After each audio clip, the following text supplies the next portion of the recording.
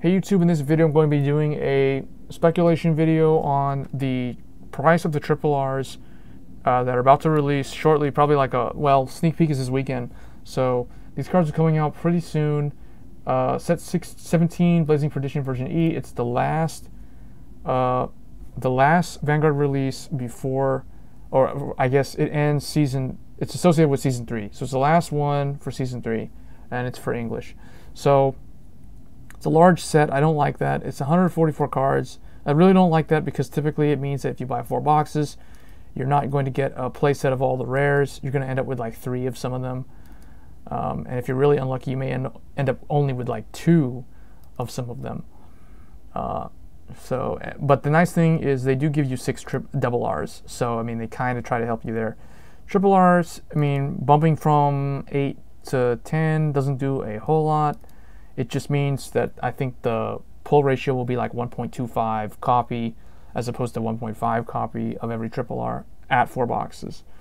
But yeah, rares suffer. Commons don't really suffer. You're still going to get like your play set of all the commons with 4 boxes, even with this high count. So the 4 boxes thing is still doable. It's just your rare count suffers. So anyway, we'll get into the price on these. So Dragonic Overlord the Great, I think this might be the most expensive card or the second most expensive card following Blaster Joker. Main reason why: he's a restander, he's a Legion, he's an Overlord. There's a lot of hype. So it's Kai's ace card.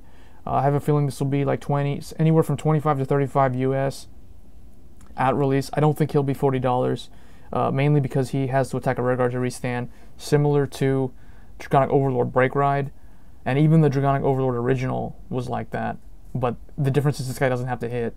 So, and he does have this nice additional effect where he can retire another Overlord, like another one of him on rearguard or the Legion mate. If his attack hits, most of the time it's going to hit because it's going to hit the rearguard. So basically you can retire two of your opponent's rearguards that turn. That's not counting using any like on-call rearguard retire effects. So pretty good. He's a restander. I think he'll be a pretty expensive card. Unfortunately, that's too bad. I mean, I always liked Overlords, but I don't main Kagero, so if he's way too much money, I'm just gonna forget it. Like if I pull 2 of him, I'll run him.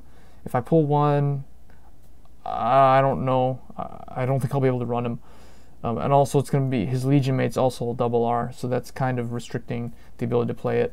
So unless you main Kagero, I mean, most people aren't really going to pay attention to this card too much until after release when the price falls.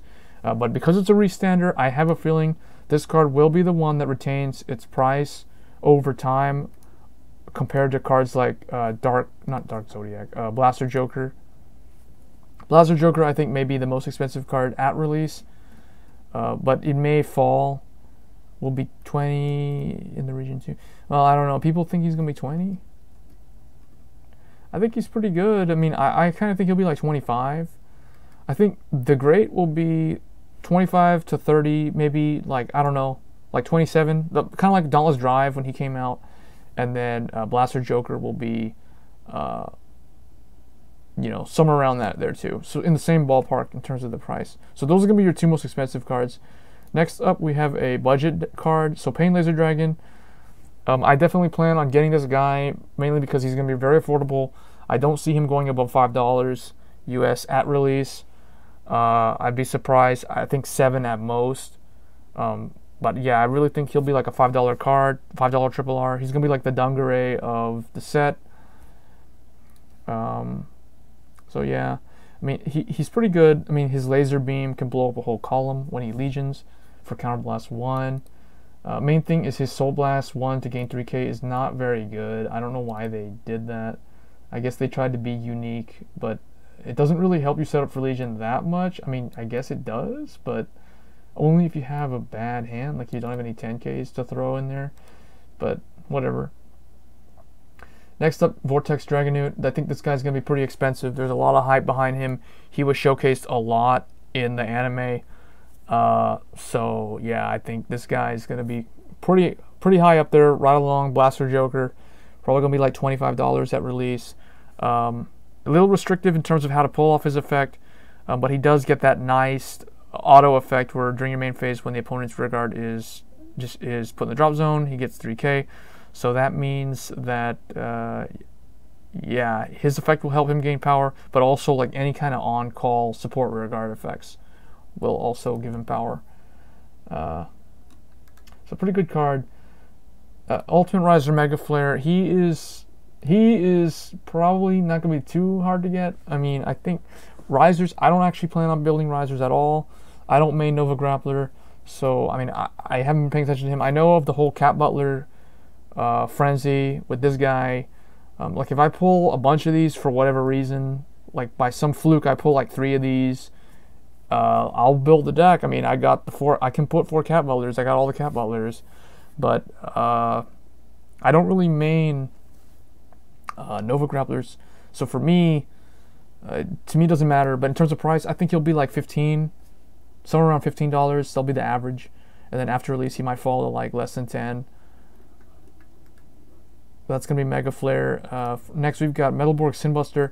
So the Dimension Police get their Legion. I think he will be pretty affordable too. I think he'll be around like $10, $12, somewhere around there at release. Although Dimension Police is a pretty, it's one of those weird clans. It's popular, but it's not popular. Like you don't really see it. You never hear of it topping anywhere. But a lot of people play it though. Like I know when Chaos Breaker was real popular, there was a bunch of people maining Dimension Robos to try to hard counter him. So I don't know. I don't think we'll see too much Metalborg play, but it's still a pretty good Legion, pretty solid card. Kind of like when Tetra Drive came out. I think it'll be in that kind of price range. So I'll say like $12. Next we've got Imaginary Plane Dragon. This is a nice backup to Blaster Joker. I think this was Aichi's alternate Vanguard. This is like an upgrade to Schwarzschild Dragon in terms of how he looks, the artwork. But yeah, I mean he's pretty good. He is not restricted to the turn you Legion, which I like. The only thing about him, it's Counterblast 2, so it's kind of like Nebula, where there's drawbacks with that. But he's like an improved Nebula with the look of Schwarzschild. So I mean that's Imaginary Plane Dragon. In terms of price, I feel like he'll be pretty affordable in terms of Star Vader. So nowhere near as much as Blaster Joker, but I think he'll be above $10 at release, but no more than, I want to say like 17.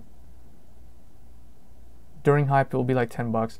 Yeah, I think he won't really be above 17 or 15. Somewhere around there. I think he'll be around a little bit above 10 at release, and he'll fall after that. So mainly because he was a popular card from the show. Next we've got Venom Dancer. Now he was from the movie booster. He was thrown in here. To sum him up, he gives the Link Joker Nova Grappler style playability.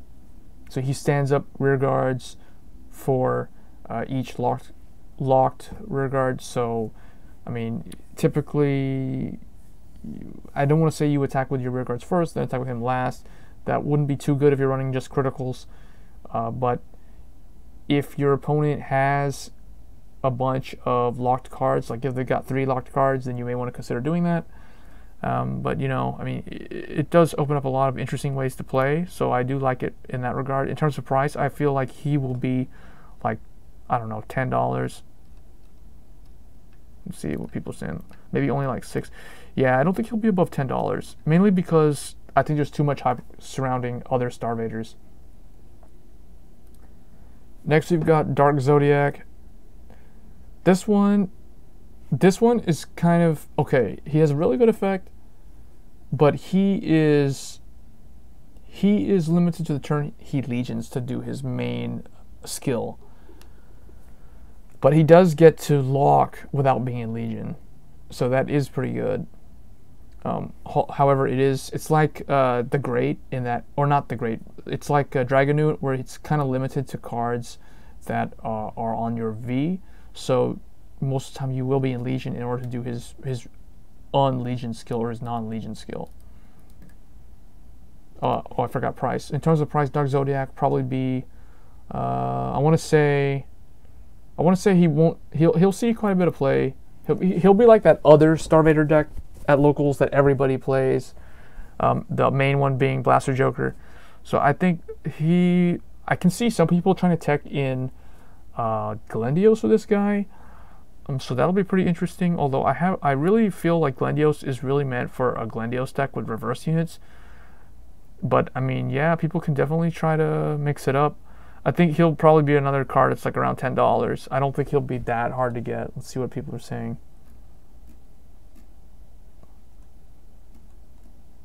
Yeah, people, it's a Glen, I don't know.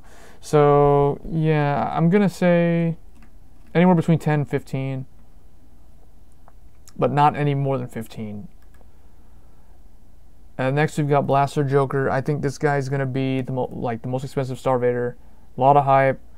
He's the only card in the game that can currently retire the opponent's Legion Mate. And he locks all of the opponent's rear guards. So that's pretty good, and he can gain critical. So he's a very high pressure card for Link Joker. I think we'll see a lot of play. You'll see a lot of this guy. He's basically the new Chaos Breaker, to put it lightly. In terms of price, he'll be around like 25. I think he'll be around 25. At least 20. I don't know. I think, yeah, I'd say he'll be around like Chaos Breaker Dragon. So around like 25 at release. And then he'll fall a little bit, and then he'll fall more and more as time goes by. Very similar to Chaos Breaker Dragon. And last but not least, we have Vera. So Vera was originally double R, got upgraded to triple R. I think it won't be too hard to get. I think it'll be no more than 10. I know Neo Nectar is, specifically Musketeers, are very popular for the artwork. And because it's like a undersupported, I don't really want to say it's an undersupported clan. It always had better support than, or it had more cards than like Great Nature and Tachikaze and Grand Blue. So I won't really say it was an unsupported clan or undersupported clan.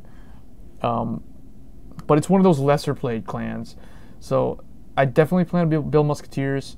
Musketeers and Pain Laser Dragon are probably like the only cards I'm looking forward to in set 17. So yeah, definitely if you like Musketeers, or if you like Neo Nectar in general, be on the lookout. I will be posting a deck profile of this deck, specifically this one, the one with Vera, and the one with the flower with Martina. So Martina got downgraded to double R. So yeah, Martina and Vera, I'll definitely be building this deck and posting it online. Once I get all the cards in, I'll be unboxing the 4 boxes. So definitely we'll be seeing some Martina, and hopefully I'll get lucky and pull some of these Veras. In terms of price, I really don't see it going too high, above $10 at release. It may be like $13, I don't know, because of the hype, but then it'll fall. Probably like a month from now, this card will be like a $7 card, or maybe even like a $5 card. So anyway, guys, let me know what decks you plan to build, what cards you're looking forward to in Blazing Perdition, and yeah, which cards do you think will be the highest priced, most hyped, and what do you think will be the dominant deck at release for Blazing Perdition, and how do you think it'll stack up to the current, like how do you think these new additions will stack up to the current meta of like Phantom Abyss and Thing Saver and Prominence Glare and those kind of decks, or even like the Witches and all that other stuff that's out there right now. So anyway, guys, hope you enjoyed this video and hope it was informative, and as always, don't forget to subscribe. Thanks.